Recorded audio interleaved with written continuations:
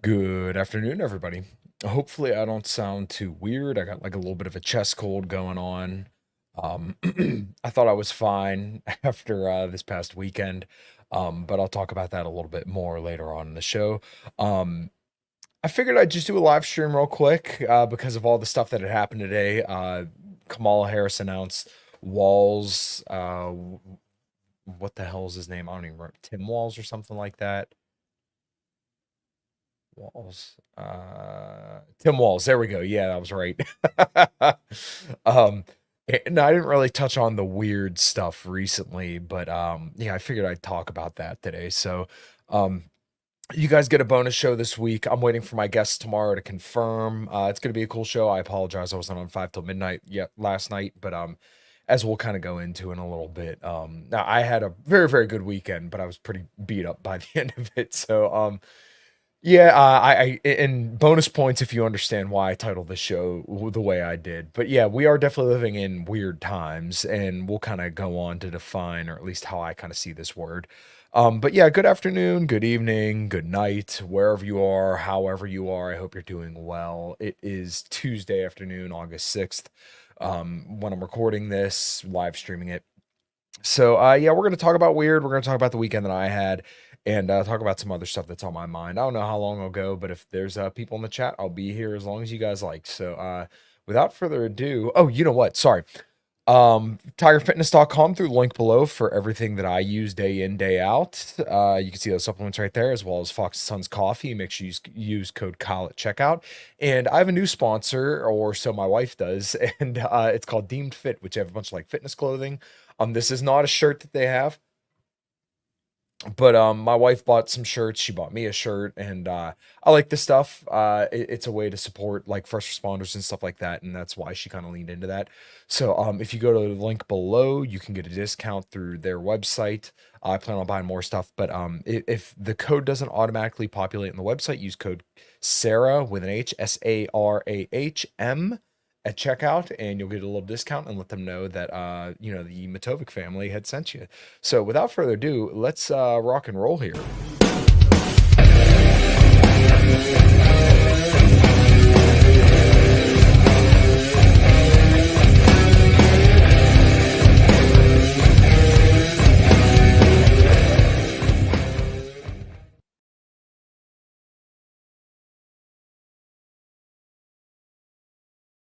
And boom, welcome back, everybody. I hope you're doing well.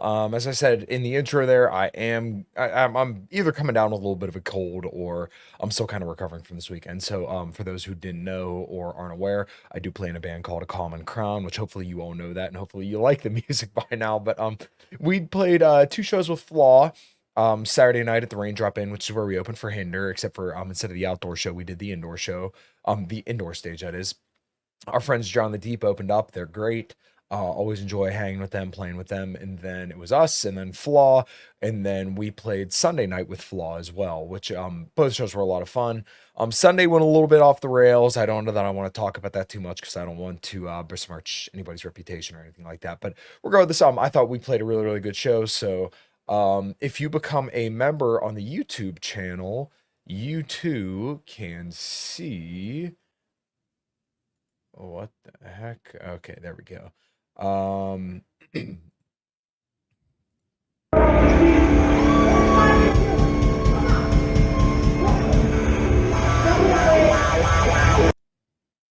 I always post all the footage from my bands for members only.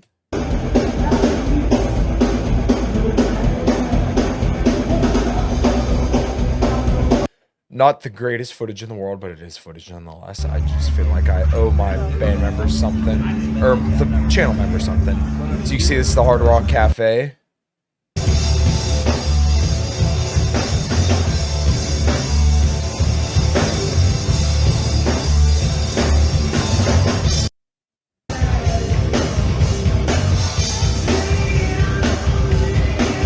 So anyways, you can get all that if you decide to become a channel member. I just feel like I need to show that. But yeah, those were our performances at the Hard Rock and the Raindrop Inn, or vice versa, however you want to put it.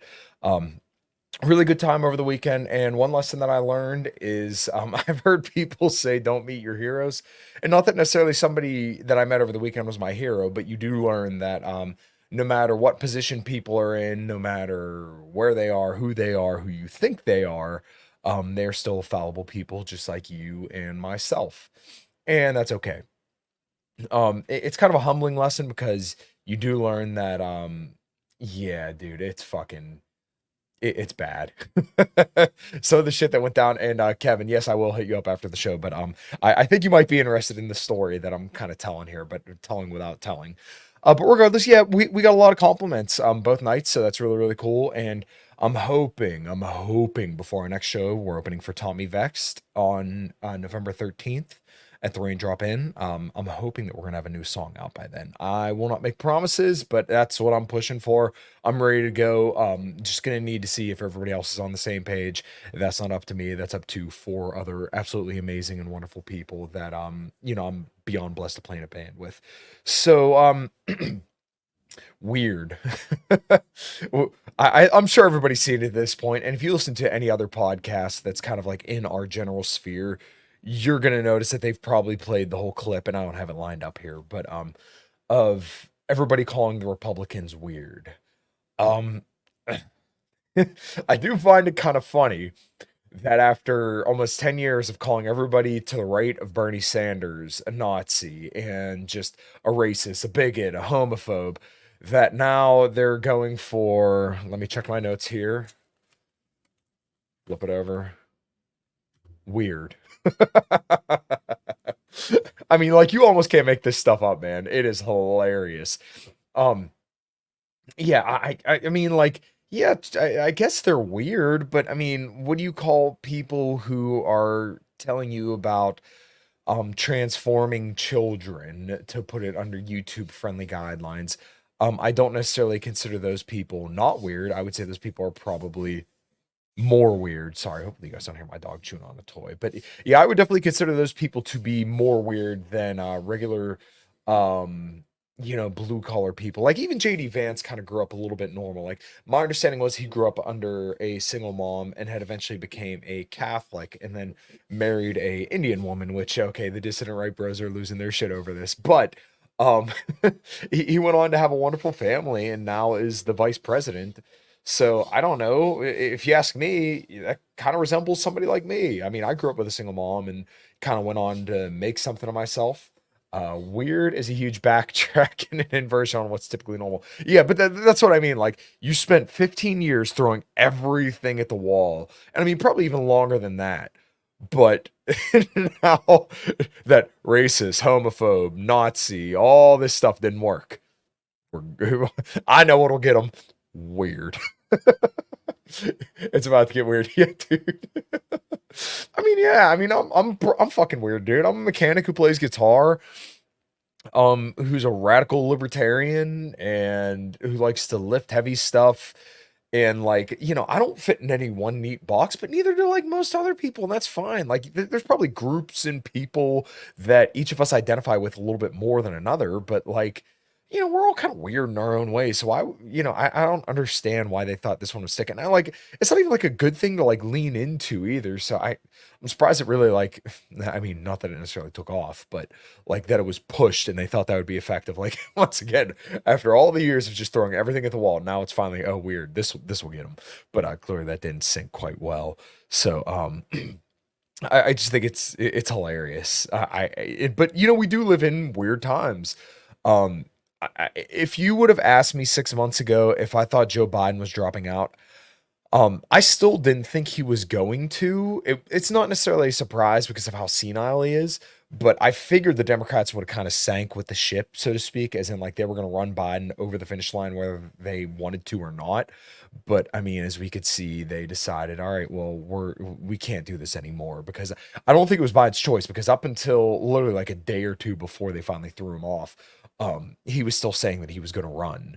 So, it does look like some shady shit happened, and it really shouldn't be any surprise about, the way the Democrats do things, especially when you start thinking about like the whole Bernie in 2016 thing, and then in 2020. I mean, it was just abundantly clear that the Democrats do whatever the hell they want to do. And like I think the RNC is kind of at that point now, at least with Trump.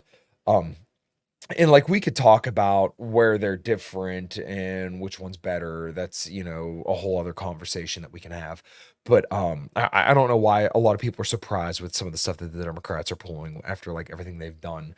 And this kind of goes to like the Trump lawsuits too, which I've long said are just like political circus, and I still believe they are. I mean, they're great fundraising tools. I mean, look at all the money that Elon's given Trump and that all his donors are giving him, and then the base is giving him, and then the DNC obviously fundraises off this too. I mean, this is just like a cash cow for everybody involved. And that's why Trump is so important for politics right now.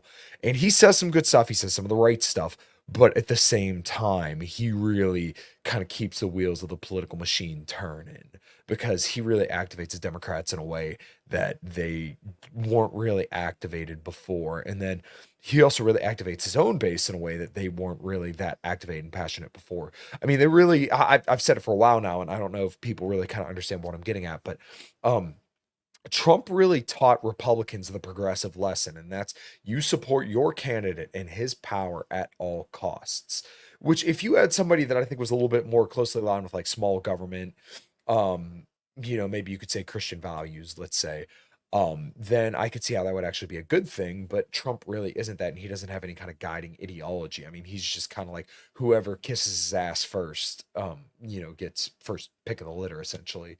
I mean, we saw that with his picks for Secretary of State, and then the people who he's still picking. So, I am kind of, I don't want to say optimistic, but intrigued might be the right word to see how this whole situation with JD Vance goes. And this kind of goes to the whole JD Vance being weird, right?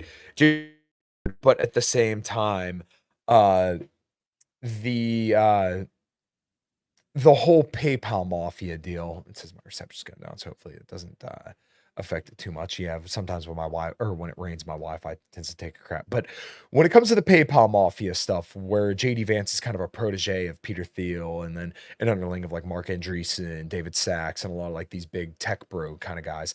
Um, I don't know what that portends for the future. I'm a little bit of a pessimist, and I believe that they're going to be cracking down on more people like me and a lot of the guys in the dissident right who are very anti-Israel, rightfully so. Like these are my kind of people. I like these guys. I agree with these guys on a lot, if not almost everything.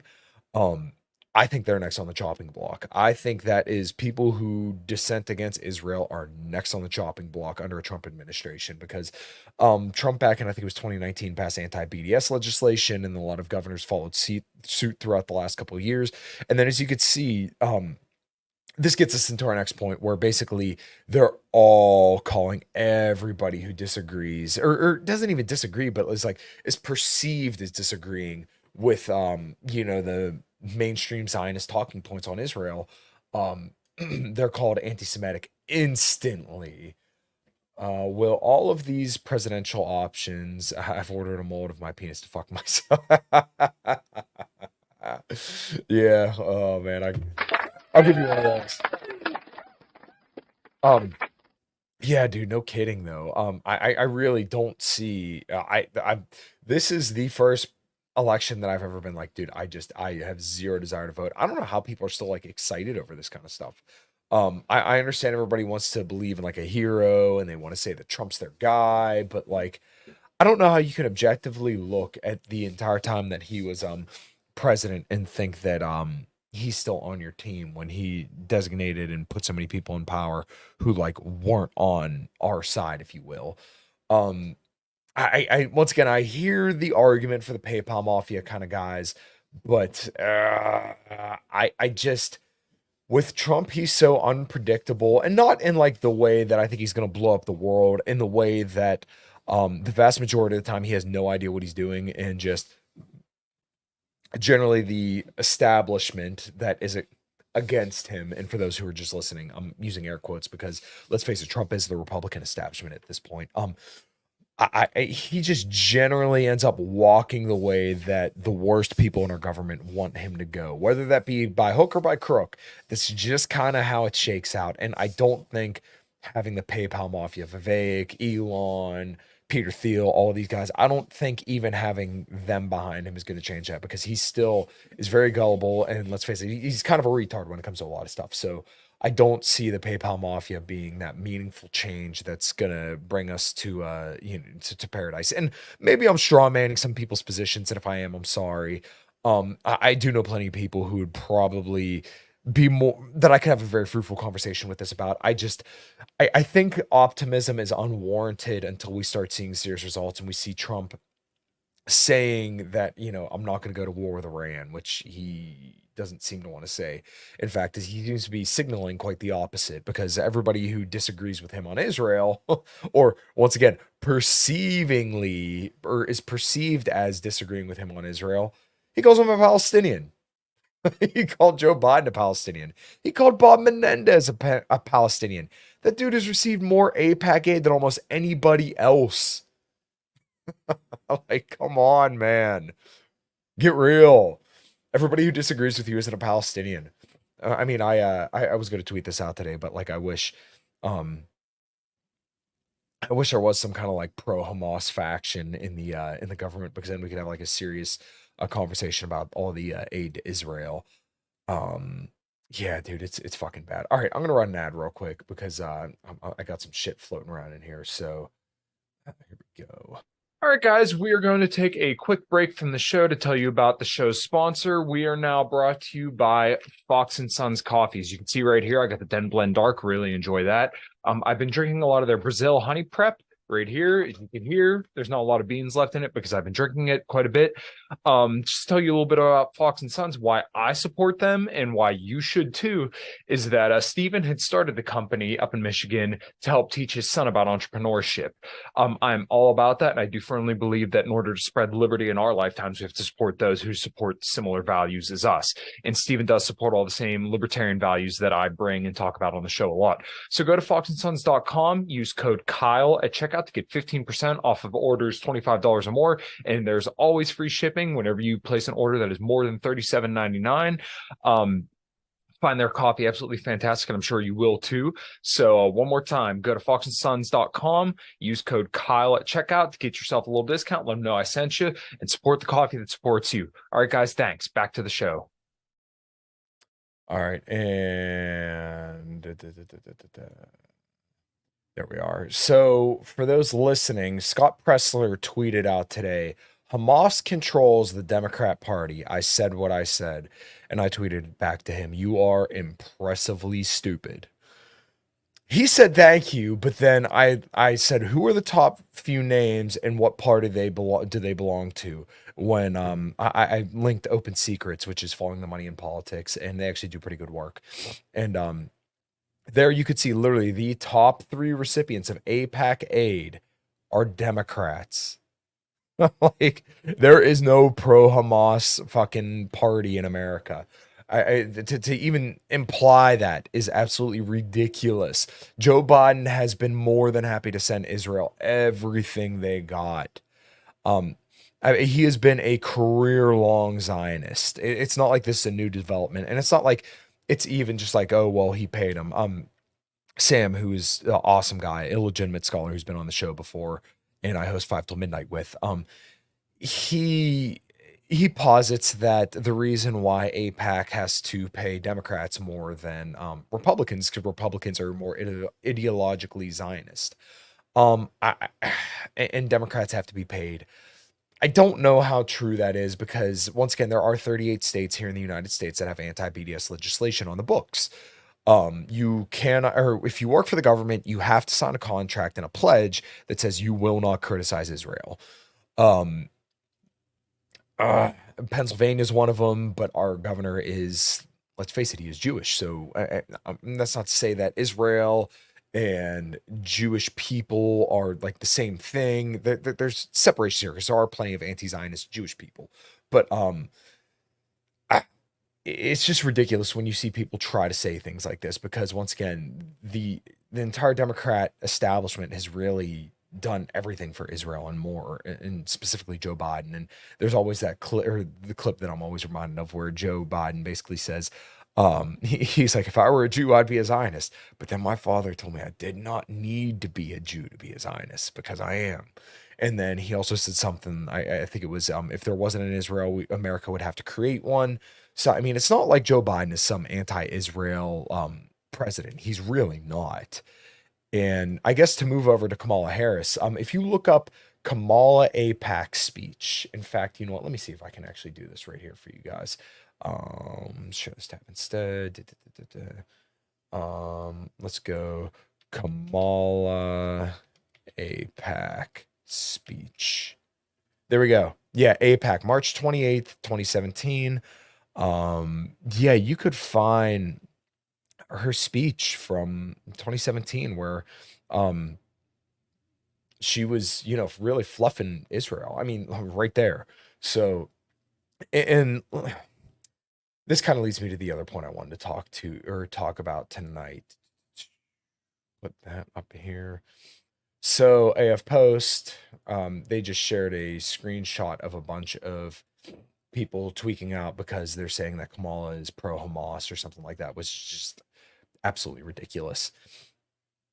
Ben Shapiro said, and this is after the revelation of Kamala Harris picking Tim Walz, the former Minnesota governor, as her vice president, her running mate. So my understanding was it was between Josh Shapiro, the governor here in Pennsylvania, and Tim Walz. She went with Tim Walz. And Republicans are trying to run to, if you want to run with this paradigm, they're running to the left of a lot of the left on the identity politics spectrum and saying that Kamala Harris picked Tim Walz because he's not Jewish. So therefore, she's an anti-Semite. You can't have a Jewish person in the cabinet, although that is absolutely hilarious because there are a lot of Jewish people that are in the Democratic Party and in Joe Biden's cabinet. And once again, I'm not here to focus on the race of the people. I'm here to dispute the idea that the Democrat Party is the home of like anti-Semites or something like that. I threw out a tweet once saying that like I wish there was like an anti-Semitism problem because then we'd be able to have a serious conversation about funding in Israel. And once again, I don't want people to go hate other people for any reason. That's not what I'm here to do, but I'm just here to dispel bullshit. And because what's going on right here is fucking bullshit. Let's just start with the fact that Kamala Harris's husband is literally Jewish. he, he is Jewish. She married a Jewish man, which once again, that's fine. But how can you claim she's an anti-Semite when she married somebody who is Jewish? It's like calling JD Vance racist or that he hates Indians or something like that when his wife is an Indian. I mean, if you are going to seriously tell me that these people made a lifelong career of hidden racism when they married people who they supposedly hate for immutable characteristics, you're jumping through a lot of hoops, and to be honest, I think you're a fucking retard. So, let's read some of these tweets. Ben Shapiro, drunken Kamala mistakenly picks wrong Shapiro for VP. She realized just in time and picked the guy who wasn't a Jew. Got to keep the pro-Hamas base in the tent. Tom Cotton said, let's be honest, Kamala is the most anti-Israel member of Biden's team, always siding with Hamas and Iran's interests. Shapiro and Walz's views on Israel aren't that different, but Harris catered to her pro-Hamas anti-Semitic base who opposed Shapiro because he's Jewish. Ilya Shapiro, the Walz selection shows how deep the Dems' anti-Semitism problem runs. Mike Solana, she really said, I don't know, Shapiro's Jewish though. Let's go with the pro-crime communist. I mean, I think people are being a little hyperbolic when it comes to some of this stuff. On CNN, Van Jones just said some of the anti-Semitism has been marbled into the Democratic Party. Ari Fleischer, the left did it to Joe Lieberman. Now they did it to Josh Shapiro. The D Party is not the home for strong supporters of Israel. It's time for the Jewish community to recognize the power of the D Party rests with its anti-Israel progressive base. And finally, Newt Gingrich. It is amazing that Vice President Harris had a chance to move toward the center, pick her governor of Pennsylvania, whose 19 electoral votes, I think he meant to say votes, could easily be the margin of victory and who is closer to the center than she is, and skipped him in part of anti-Semitic opposition from pro-Palestinian wing of the Democratic Party. For hard-left governor of Minnesota who had been endorsed by Bernie Sanders. We learned a lot about her in that process. Avoid conflict, appease the left. Well, you know what? Let's be honest here. I don't think that even if she did pick Shapiro, that people would even really care. Because let's be honest, there isn't an anti-Semitism problem in America. The anti-Semites you see are just assholes on Twitter. I hate to break it to you. If you browse Twitter long enough, you're going to find some people who are going to say some mean things about the Jews. I'm not endorsing it. I'm just saying that's what it is. If you look at Twitter long enough, you're going to find some people who hate black people too. And if you look at Twitter even longer, you're going to find some people who hate white people too. Because guess what? People go on the internet and they act like assholes sometimes. That just is what it is. So it's weird, right? um, so this was from Responsible Statecraft, which, um, I sorry.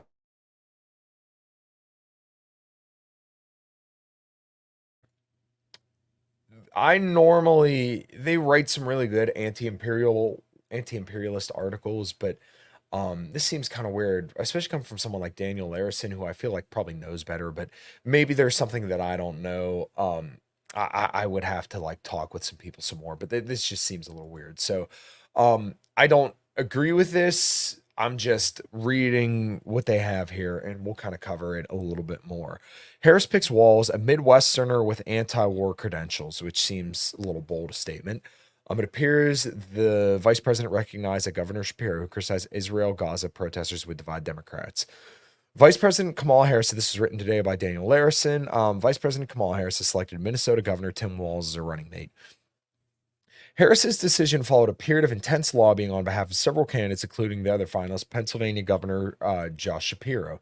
Of the two, Walz was the preferred candidate of many progressives and labor organizations, and he had a record of military and public service in the Army, National Guard, and Congress before he was elected to his current position. He has served as governor of Minnesota since 2019. Walz is more progressive than Shapiro, but his selection appears to face little resistance from any major constituency within the party. And once again, the idea that there's some like major Hamas influence in the Democrat Party is just it's pure fantasy. It's so funny to even hear people like posit that out there because once again, who funds a lot of campaigns here in America? It's not Hamas.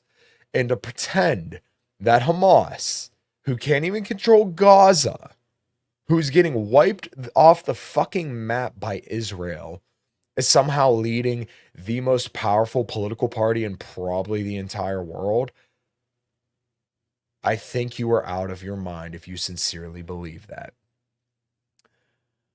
Anyways, spurning the calls of Democratic centrists to pick Shapiro, Harris seems to have heeded warnings from progressives that adding Shapiro to the ticket would fracture party unity because of his attacks on protesters opposed to the war in Gaza and his earlier support for anti-BDS, boycott, divestment, and sanctions, in case you guys don't know what those are, laws. If that is right, it seems that foreign policy-related issues played an indirect role in Walz's selection and that Shapiro had become too controversial a choice because of his derision for campus protesters. My understanding is that Shapiro had actually assisted and spread some of the incidents that went on campuses saying that, yeah, they were anti-Semitic. Walz didn't have a lot to say about the protest, but he showed much greater respect for anti-war demonstrators when he did. We've got to bring these people back in and listen to what they're saying. Take them seriously. He also expressed sympathy with Jewish students and said, they're telling us they feel unsafe. We need to believe them, and I do believe them. Walz appeared to express understanding about the sizable uncommitted vote in Minnesota's Democratic primary from those opposing Biden's Gaza policy, saying they're asking to be heard, and that's what they should be doing. Their message is clear, and is clear that they think this is an intolerable situation, that we can do more. And to criticize Daniel here, who I do have great respect for, because once again, I know he's done Scott Horton's show quite a bit. I think he's wrong here. I don't think optimism or even calling him an anti-war voice is really warranted. But once again, maybe he has a little bit more information. I briefly read through this article before we went live. Walz is a better candidate for their dialectical strategy. The retarded pro-Hamas Democrats versus the patriotic Zionist GOP. The elites want Trump to win this year. They wouldn't push anti-Semitic left narrative if they wanted Harris to win. Yeah, you know what? I agree. And JC, I'm glad you could read my mind here. But yeah, let me give you that. I do think the establishment is kind of gearing up for a Trump win, and that's why I remember reading something where it said Democrats basically resigned to a Trump victory. Uh, Kind of hard to argue that. And when you kind of look at it from a 50,000 foot view of all the lawsuits and how everything seemed to just fly off Donald Trump and he was fine every single time with all these lawsuits, it's kind of hard to make the case that they were really trying to take him down. In fact, it looks like more and more they were trying to lift him up, which is the strategy that they used back in 2016. Walz has some foreign policy experience from his time as a House member. He was first elected to Congress in 2006, running on opposition to the Iraq War, and voted for withdrawal of U.S. troops in 2007. Breaking with the Obama administration in 2013, he opposed military action in Syria over the Red Line episode.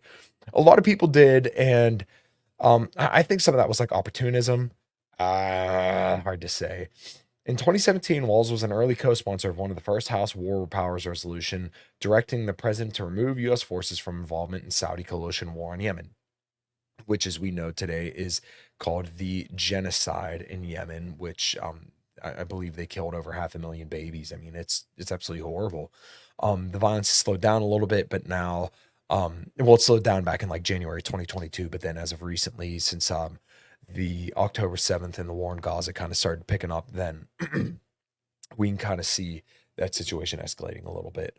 On the other hand, Walz initially said he was cautiously optimistic about the 2011 intervention in Libya in its first weeks, but added, I think our engagement needs to be very narrow, it needs to be very defined, it needs to have a clear out time.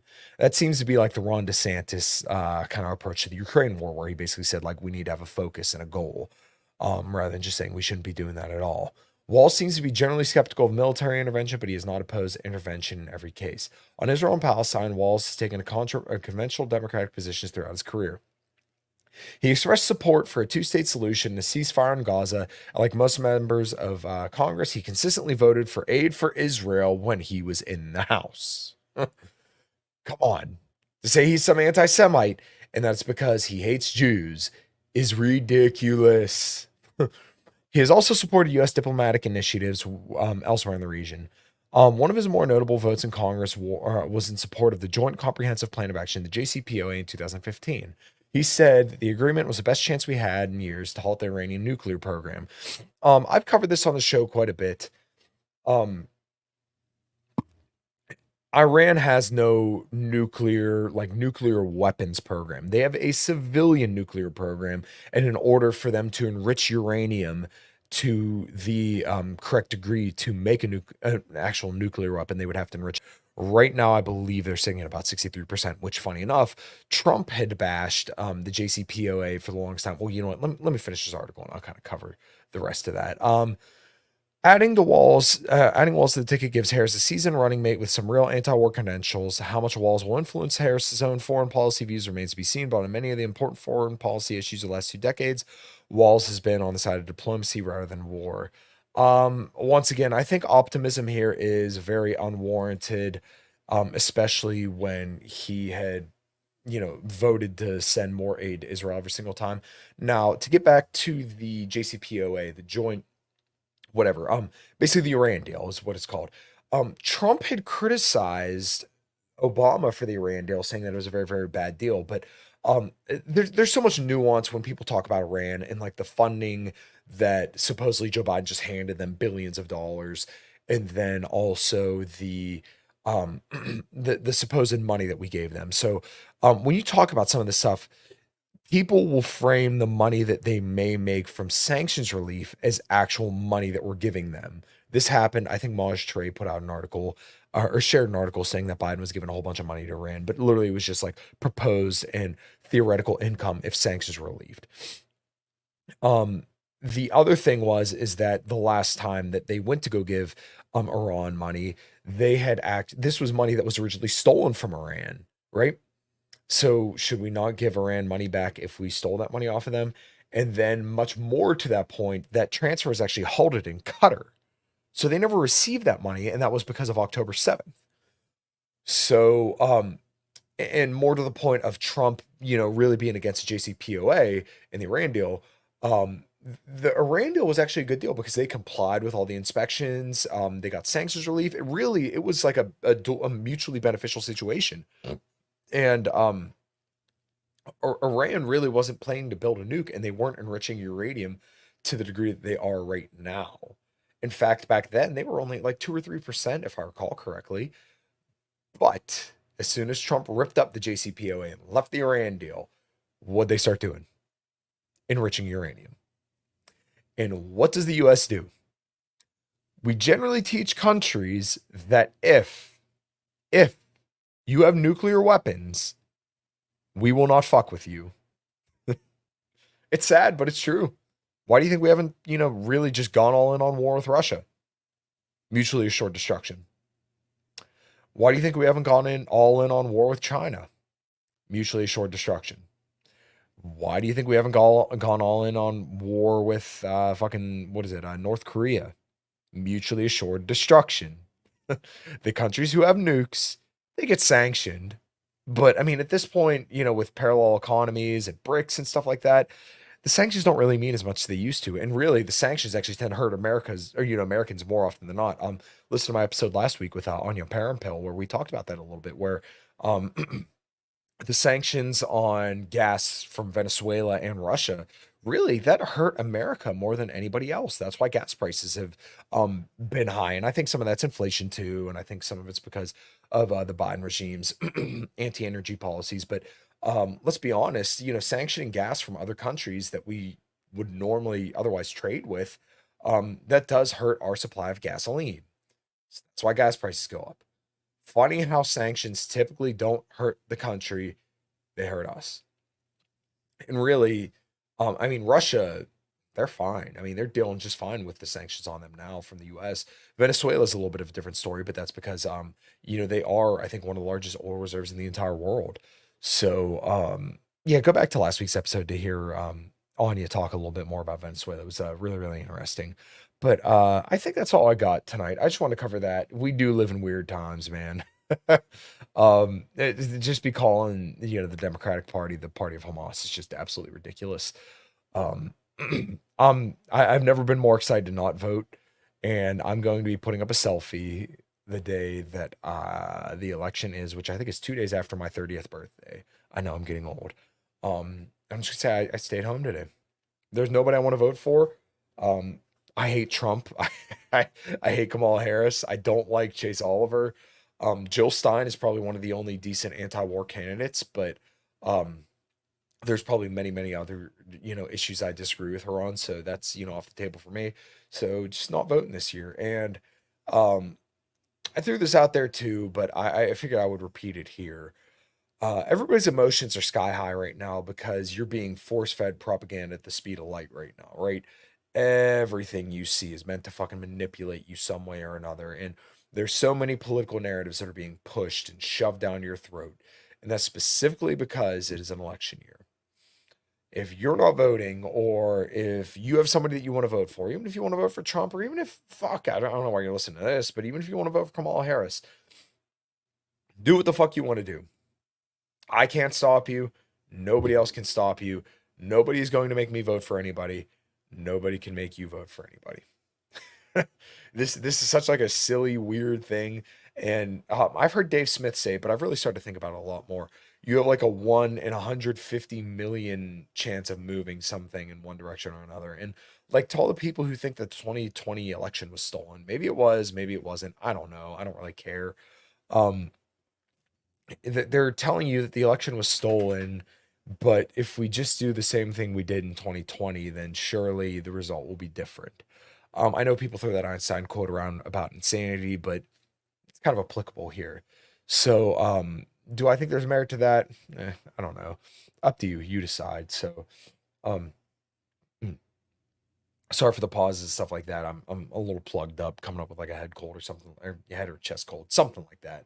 But hopefully this episode was enjoyable. Make sure you guys hit all the links below. Common Crown's got one more show coming up, and hopefully we have some new music out for you. I'm waiting for my guest to confirm for tomorrow. It'll be a cool conversation, and then next week I got a pretty cool guest as well. And go check out. I did Johnny Vedmore's show. It's a pretty short section, but we mostly talked about like Israel, Venezuela, and then like foreign policy stuff. A lot of stuff that I like to talk about quite a bit. 5 till midnight, cognitive vigilance. We have Buck Johnson coming on Thursday, which I'm super stoked for because he is a dear friend of mine and just an all around good guy. So I think that'll be a really, really cool show. Um, Common Crown, Cognitive Vigilance, 5 till midnight, obviously here. And Post Zero, which I will probably not be on this Sunday, but make sure you go check those guys out. Anyways, it's always a good time with all those guys, and I've really enjoyed doing that and hosting it. So thank you guys so much. Um, and hopefully everything's good for you guys. And if everything goes right and my guest confirms, I'll see you guys tomorrow. And if not, I'll see you next week. Take care and thanks so much.